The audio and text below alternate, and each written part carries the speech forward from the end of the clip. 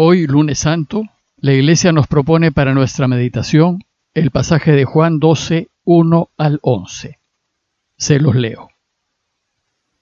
6 días antes de la Pascua fue Jesús a Betania, donde vivía Lázaro, a quien había resucitado de entre los muertos. Allí le ofrecieron una cena.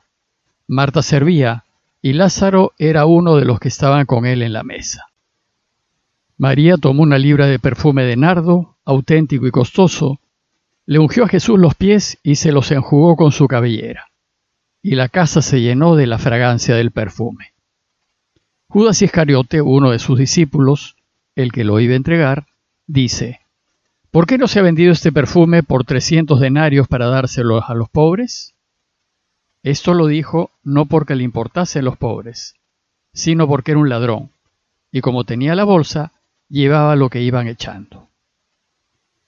Entonces Jesús dijo: déjala, lo tenía guardado para el día de mi sepultura, porque a los pobres los tendrán siempre con ustedes, pero a mí no siempre me tendrán. Una muchedumbre de judíos se enteró de que estaba allí, y fueron no solo por Jesús, sino también para ver a Lázaro, al que había resucitado de entre los muertos. Los sumos sacerdotes decidieron matar también a Lázaro, porque muchos judíos, por su causa, se les iban y creían en Jesús.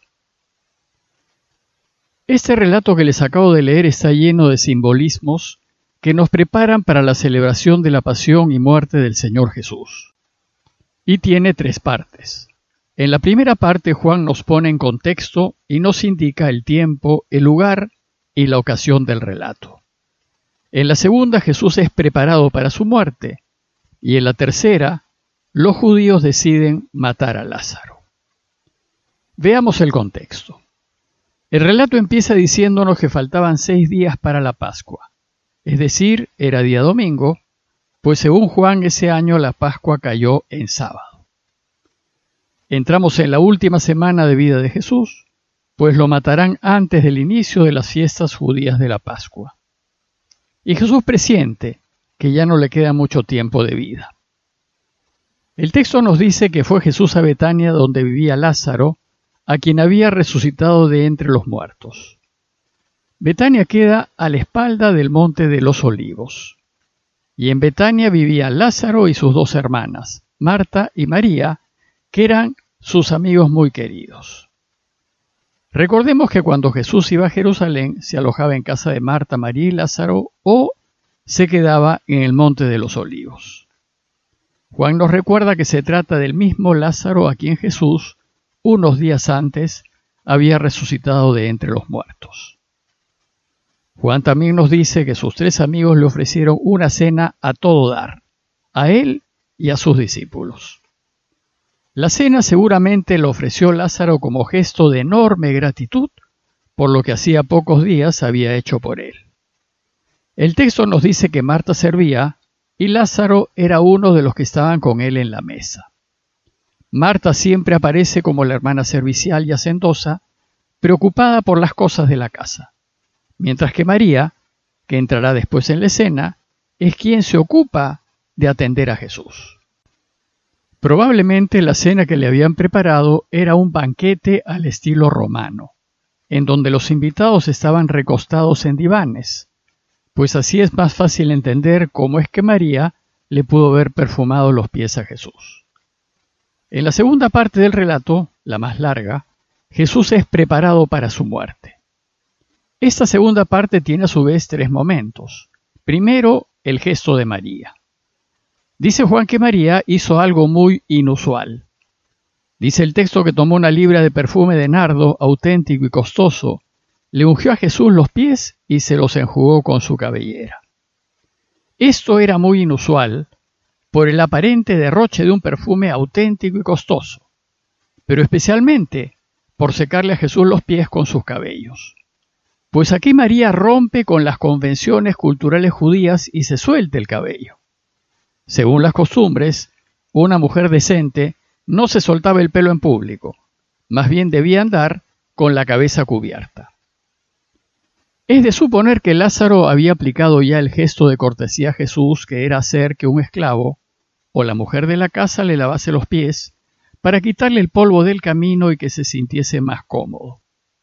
Según Juan, aquí lo que hizo María fue completar la atención a su huésped, untando los pies del Señor con el ungüento del perfume. ¿Cuánto habrá sido el derroche de perfume? Que Juan nos dice que la casa se llenó de la fragancia del perfume.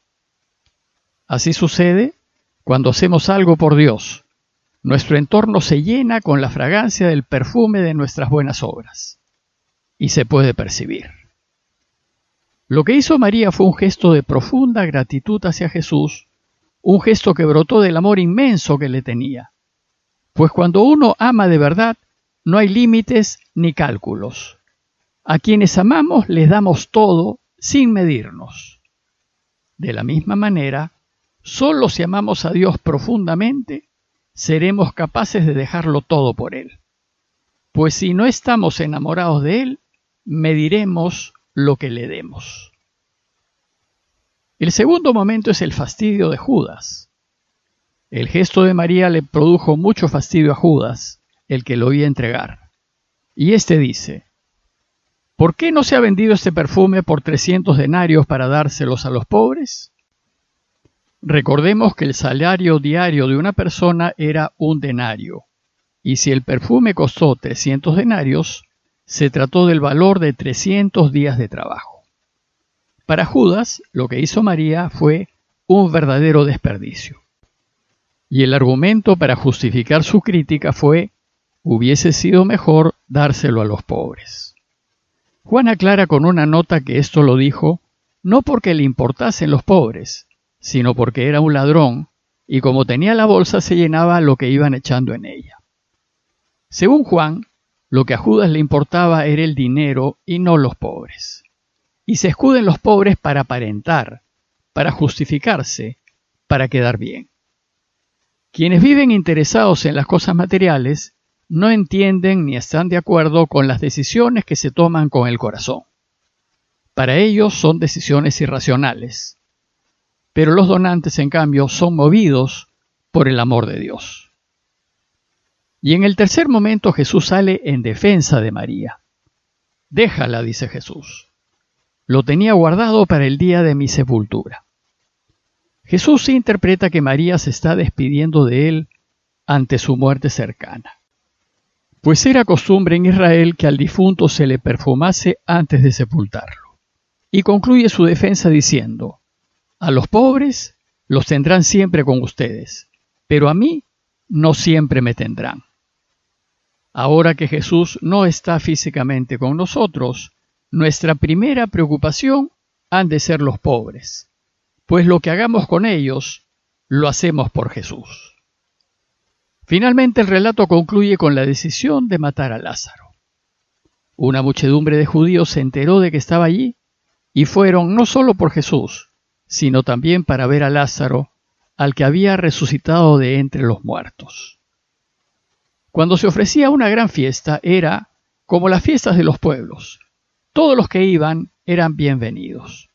Por tanto, además de los invitados, se aparecieron muchos curiosos, no solo para ver a Jesús, sino para ver a Lázaro, al que había vuelto a la vida. El problema fue que a causa de Lázaro, muchos creían en Jesús. Esto es lo que sucede cuando vivimos una vida consecuente. Muchos, por nuestros ejemplos de vida, van a desear también seguir a Jesús. Por eso es tan importante ser consecuentes y vivir lo que predicamos. Lázaro representa aquí a todos los cristianos quienes con sus obras dan testimonio del Señor. Y quien da testimonio de Jesús se vuelve muy peligroso para el mundo. Y el mundo siempre buscará deshacerse de él. Por eso dice el texto que los sumos sacerdotes decidieron matar también a Lázaro, porque muchos judíos por su causa se les iban y creían en Jesús. Aquí lo único que hizo Lázaro fue mostrar su enorme gratitud a aquel que lo había rescatado de la muerte. Y toda vocación a seguir al Señor debe ser el fruto de una enorme gratitud a Dios por todo lo que ha hecho y hace por nosotros. ¿Cómo pues devolverle todo el bien que nos ha hecho? La respuesta es fácil: dándole todo lo que somos y tenemos sin guardarnos nada. Como conclusión, los invito a reflexionar en lo siguiente. Primero, ¿qué tan grande es mi amor por Jesús? ¿Qué tanto quiero a Dios? ¿Estoy dispuesto a derrochar mis bienes para servirlo? ¿Qué tan dispuesto estoy a dejarlo todo por Él? Y segundo, por la manera como vivo, siempre a la luz de la verdad, siempre defendiendo la vida y todo lo que es justo, ¿doy testimonio de Jesús?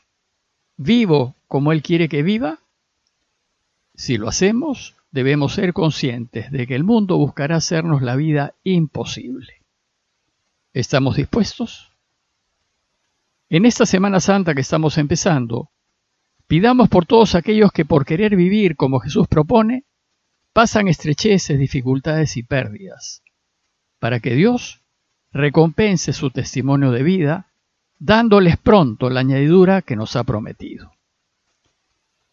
Parroquia de Fátima, Miraflores, Lima.